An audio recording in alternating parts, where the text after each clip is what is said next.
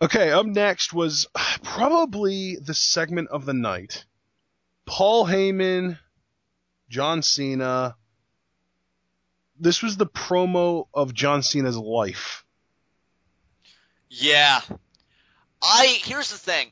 I thoroughly enjoyed the exchange between these both guys, but if there was one thing that really just disappointed me, and it would classify as a nitpick because it's all on me, it's that the idea that the subject matter they addressed in this promo, the fact that they addressed it so openly, just shows me that the John Cena fan theory discussion that you and I had, what would it be now, like 2 weeks ago, I think has been rendered just null. I don't see anything. No. I don't see it that way. You don't? No, dude, this solidified it for me because my John Cena fan theory was never about him turning heel.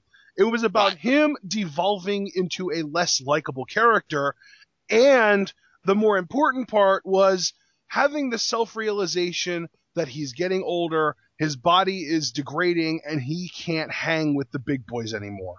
And that is what this promo showed to me.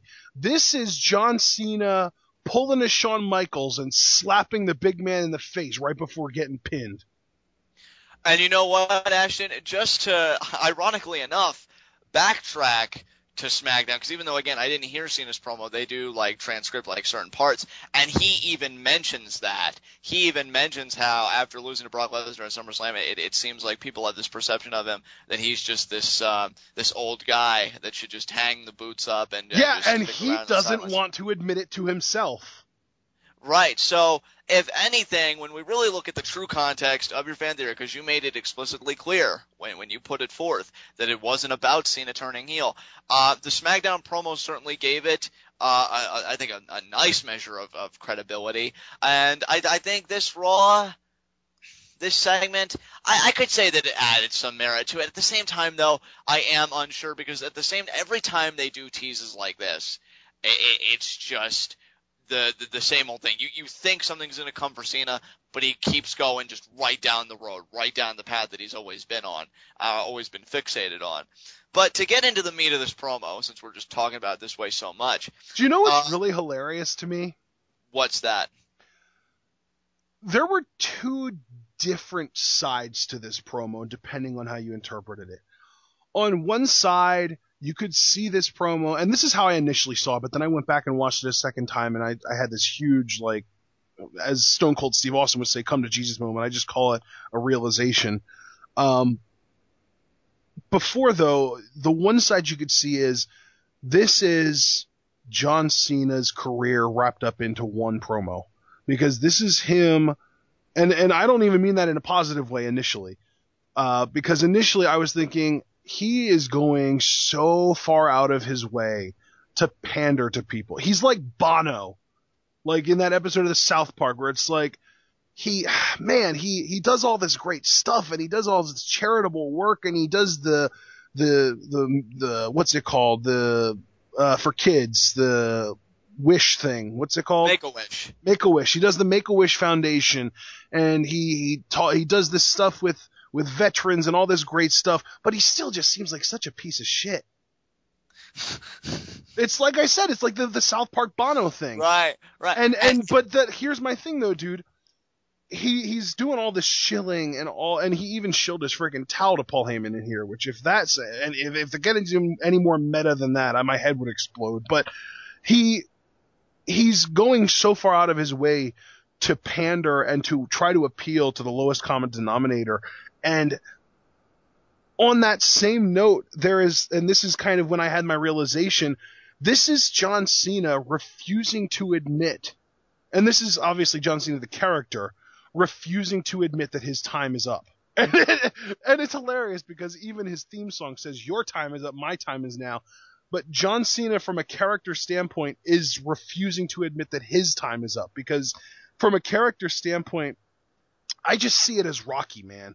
Like he's sitting in the locker room with his head down and he's hearing all these voices in his head telling him, you're too old, you can't do this anymore, you're not going to be able to do this forever, you're going to end up being, you want to go out on top rather than having somebody retire you for you, all these voices. And he's just telling himself, no, I can do this. I am still the same me that I've always been. I am going to win. I am the best. And it's one of those things where for so long, John Cena said, I have to believe I'm the best, because if you don't believe that you're the best, then what the hell are you doing in this business?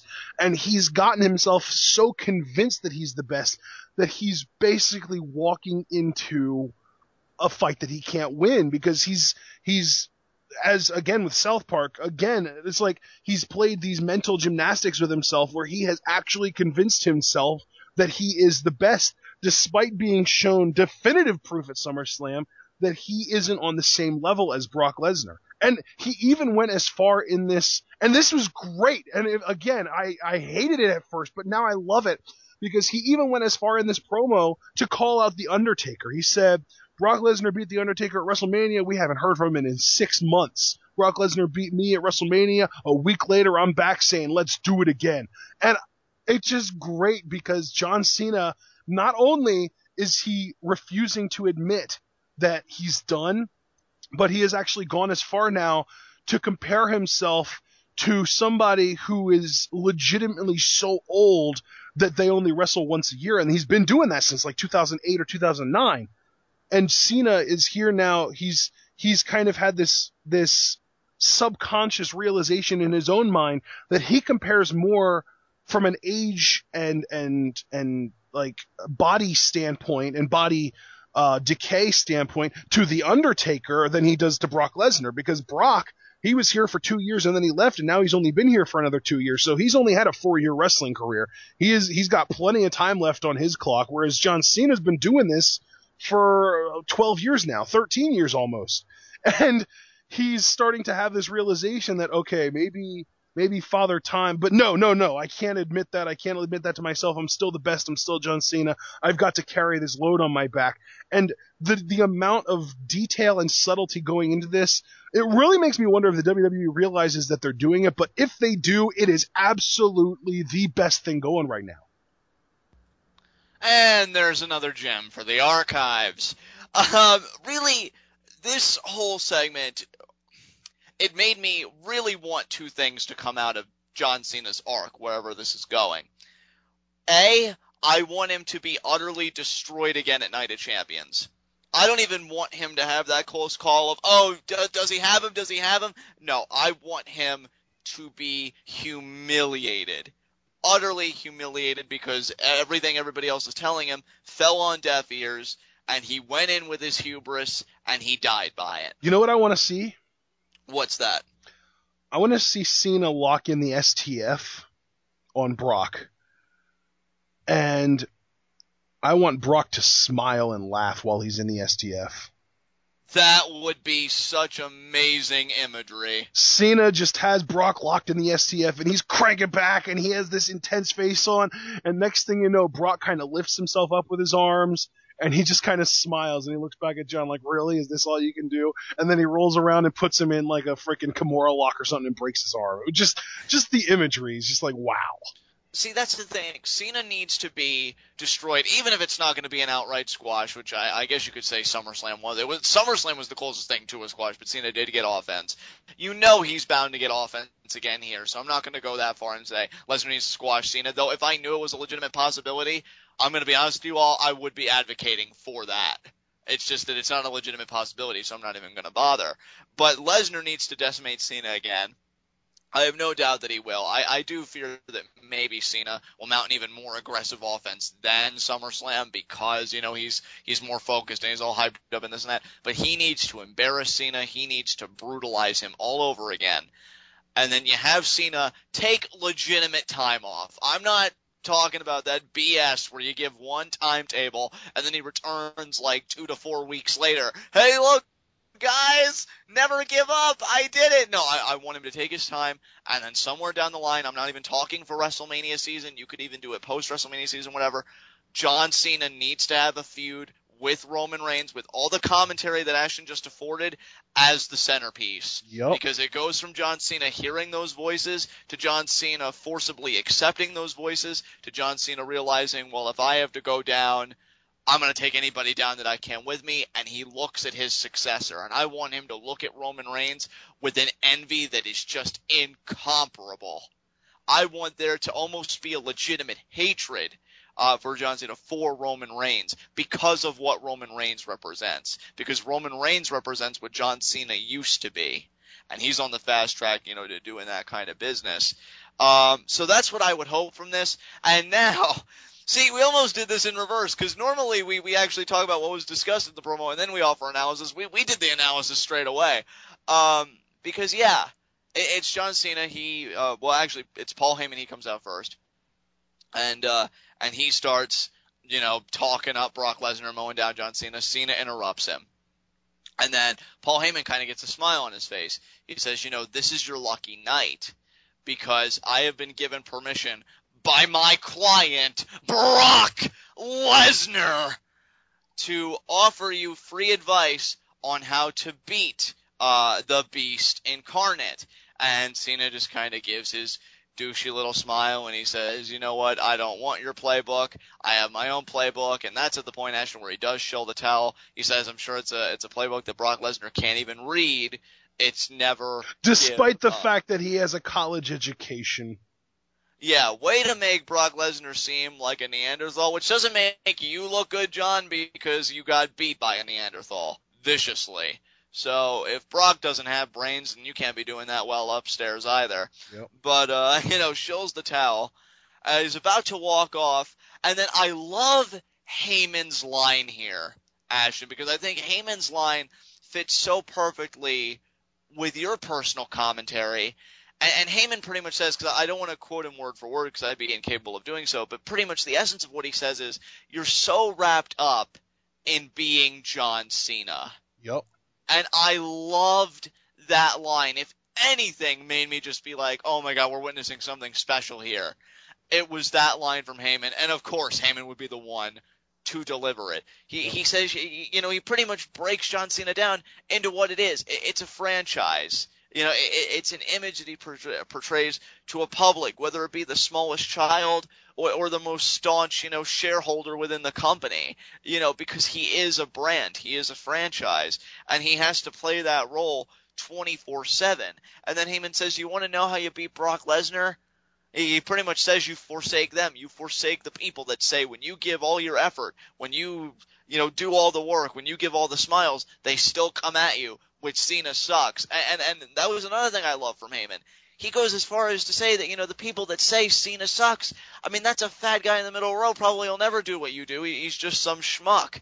And yet still he looks at you and he says that you suck. I mean, doesn't that ever just boil your blood to the point where you want to tell him to shut up? And that's pretty much what Heyman is asking Cena, and he really drills it in. He's like, come on, I'll help you through it, like really antagonistic. And Cena, of course, sells it, I think, pretty well. He seems like he's seething underneath, he's really simmering. But then, Ashton, I'll let you take over the Cena aspect of this promo and the actual content, since you really hammered that. It seemed like Cena was giving us his entire career in almost like a Shawn Michaels lost his smile, or just really babyface kind of way.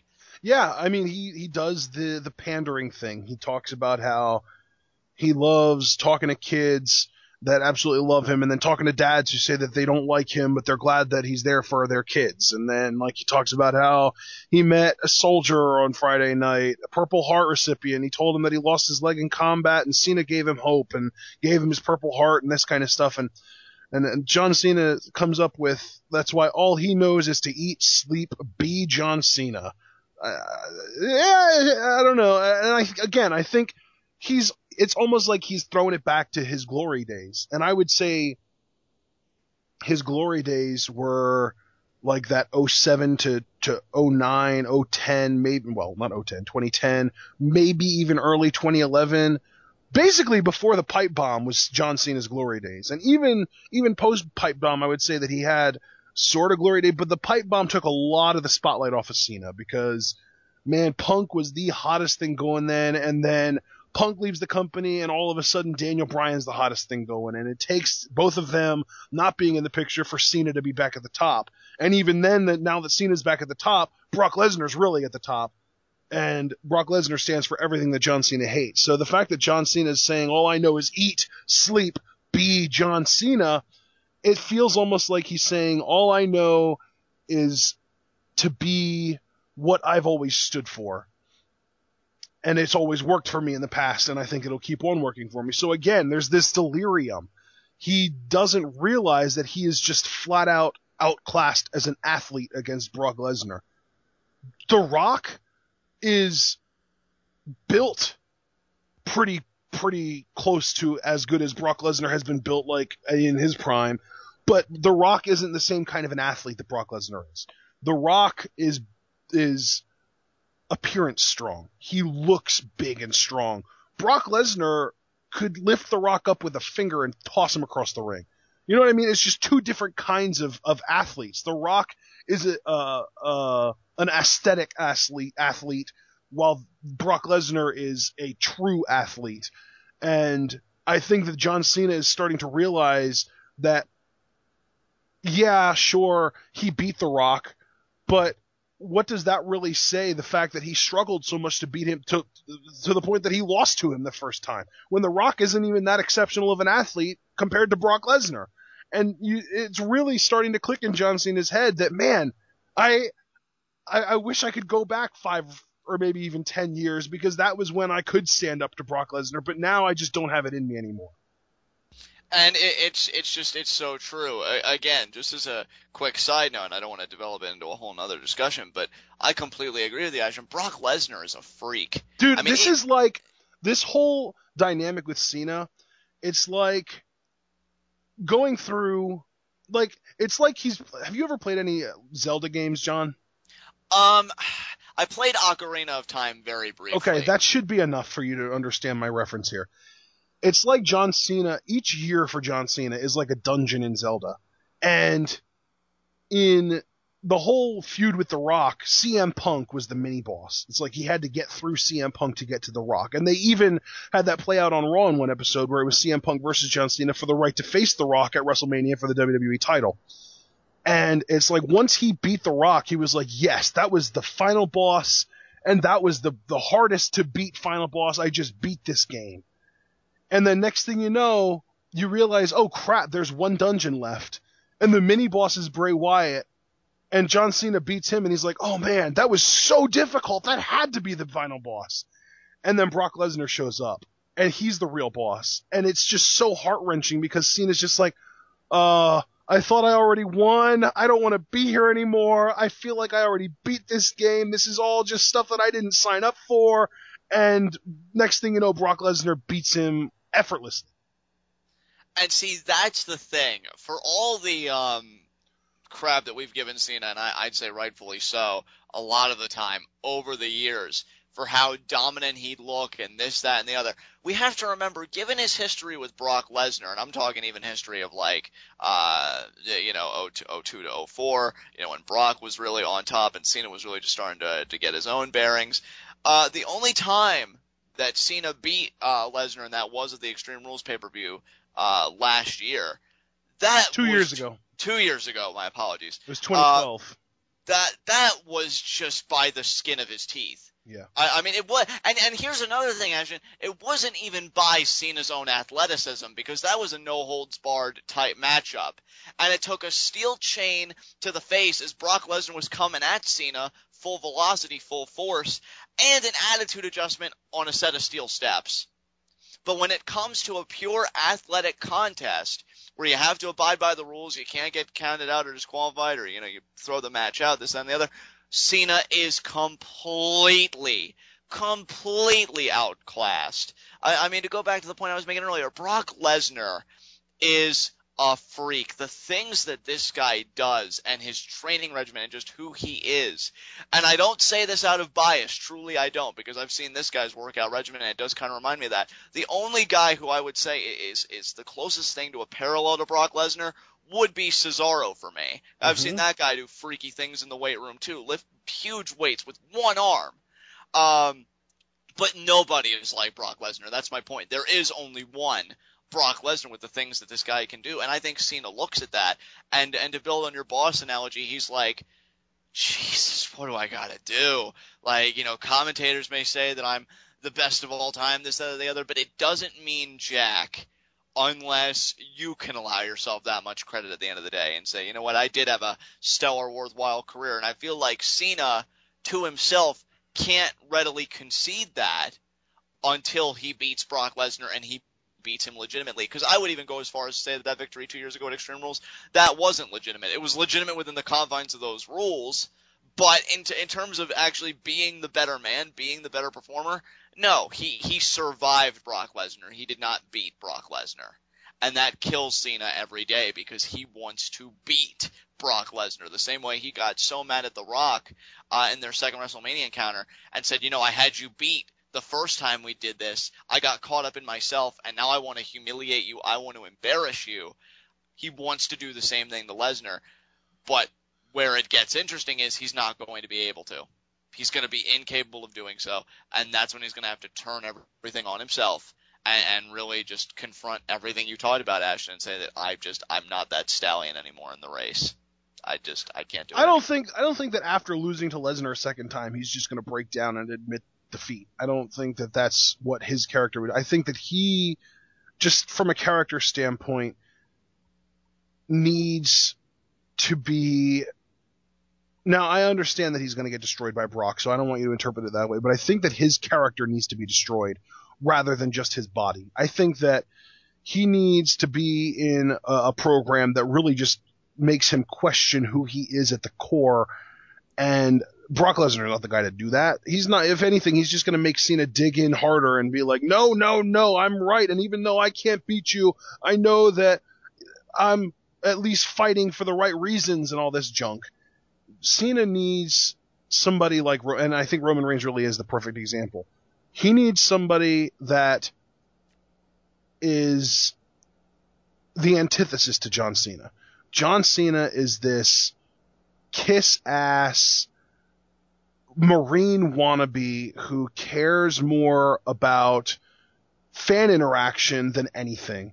And then you have Roman Reigns, who is this badass SWAT vest wearing Samoan beast, and he's this incredible athlete, and it's going to get to a point where he is more popular than Cena.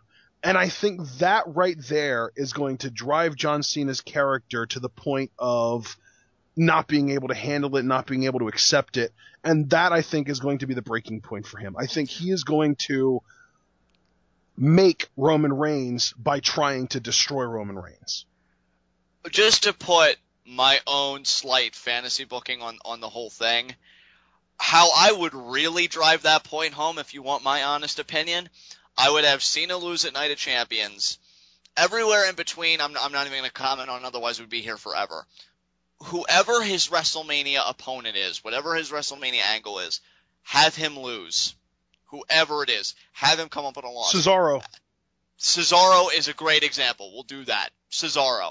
And then have him, and don't even show him. I don't mean it literally. I mean metaphorically. Have him sit in the back and watch Roman Reigns do what he couldn't do, and that's beat Brock Lesnar. Oh my God. Because, see, Ashton, that's what you're saying. John Cena's character needs to be destroyed. I think you do that because when a man says never give up, but yet what he's striving towards is just in futility, and then he watched somebody else come and do it, and he does it with relative ease. Because let's be honest, I'm sure Brock Lesnar will put a hurting on Roman Reigns, but it's Roman Reigns, and as long as he gets the W, Cena will just be questioning himself. Why couldn't I do that?